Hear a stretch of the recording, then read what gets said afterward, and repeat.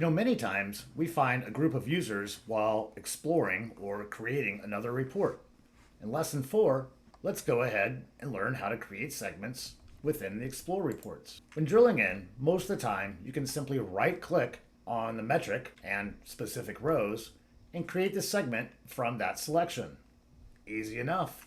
We'll demonstrate it in the app in a bit. Sometimes, for instance, within the Path Explorer reports, first you'll have to view the users by right-clicking. This will create a temporary segment. Here you'll notice all the users being listed, and then simply save that in order to use that in other report tabs. Let's look at this in real time. Okay, so here we are in a couple pre-built Explorer reports.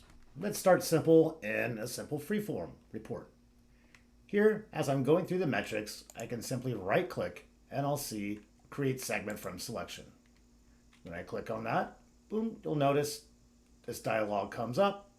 I can, of course, change that. I can change my name. Here, I can add the sequence or even excluding. But for right now, I'm going to go ahead and press Save in the upper right-hand corner. Now you'll notice a new segment is created and listed on the left-hand side. Let's press forward with a little bit more complicated example.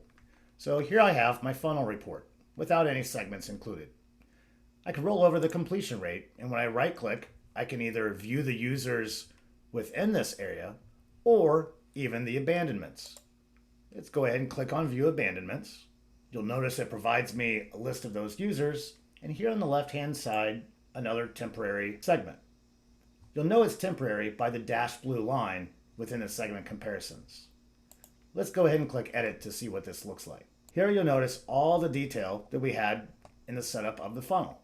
This can save you a lot of time to set up various segments. Now this is very similar to how it works within our path exploration reports.